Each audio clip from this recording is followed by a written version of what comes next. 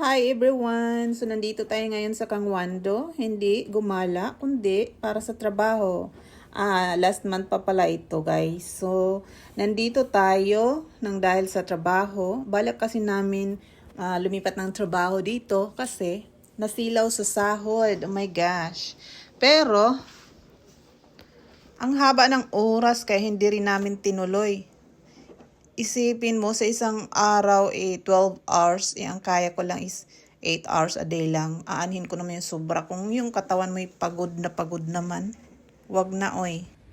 So maganda sana yung accommodation ng hotel kasi diyan ka makatira at free pagkain at para ka rin nag-check-in diyan sa 5-star hotel. Kaso nagtatrabaho ka naman at daming bawal dyan kasi nga hotel. Hindi ka rin makapagprito ng tuyo. Alam mo na, mga pagkain atin. So, hindi siya parang healthy.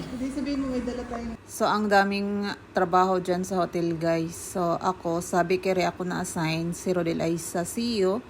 Tindero siya at tindera ako sa bakery sana. Kung nagtuloy kami, tuloy-tuloy kami.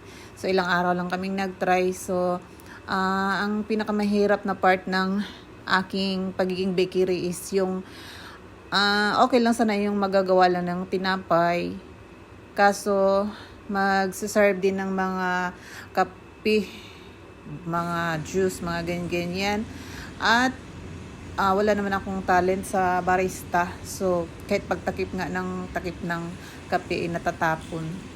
At ang pinakamahirap na part dyan guys is yung pagkisan or pagsukli nga. My gosh, ang hirap magsukli. Korean pa naman yung computer. At siyempre type mo kung anong binili nila doon. Kahit computer siya.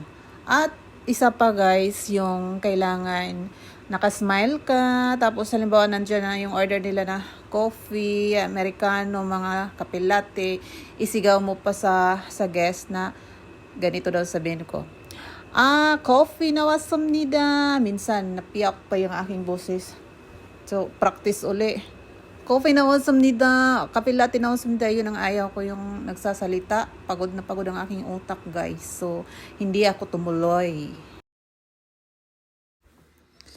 Ang daming mga Pilipino at Pilipina dito guys, no? So, parang nasa Philippines ka lang din. So, ang sarap sana magtrabaho. Kung ako ay dalaga pa lang, dito na sana ako nagtatrabaho sa mga ganitong work sa hotel. Sample lang ito guys sa CEO na coffee order ng guest. Maganda sana kung bakery lang yung aking position. Gusto ko siya dyan. Kasi gusto kong matuto ng pagbe-baking ng maka-learn pa ng about baking at tsaka barista. Oh my gosh, hindi ko first day ko hindi ko matakpan yung kape kasi nagpa-practice pa nga lang ako kasi yun tinuro sa akin 1 shot, 2 shot, ganun ang barista. First time ko lang, hindi naman ako nag-aaral ng barista. At ang pinakamahirap is kasi nasa bakery nga, tindahan kasi yun, bakery sa sa hotel. Ang daming guest na kumakain doon, bibili ng tinapay, bibili ng mga kape. Yung pinakamahirap ng part dyan sa bakery is yung pagkikisan or yung pagsusukli gamit ang kanilang computer. Nako, dugo ang aking utak sa math. Kaya ayaw ko nun. Ayaw kong yung napapagod ang aking utak. Kaya bumalik din ako sa Kupang kasi ang Kupang yung parang nagtatrabaho ka na litang. Yung ibig sabihin, hindi mo nagagamit ang utak.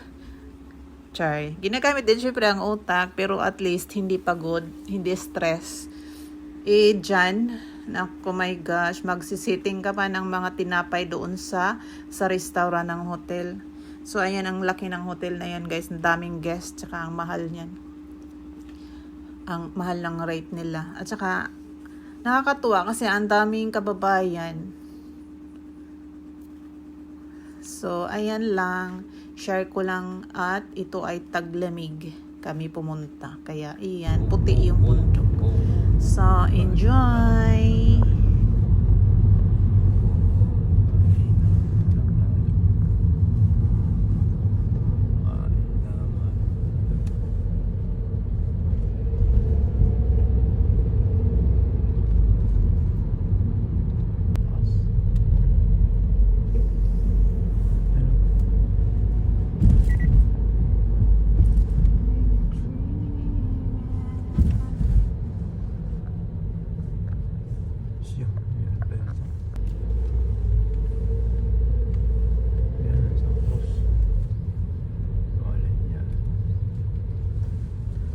yan siya dyan.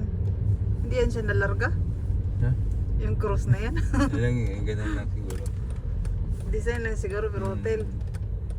Magkalo may tubig. Lang yan. Wala naman palang tubig yung cruise na yan. Saan siya? Ano dyan? Lulutang. Ayan yata yung CEO. Diyan ka magtatrabaho. Nice to see you.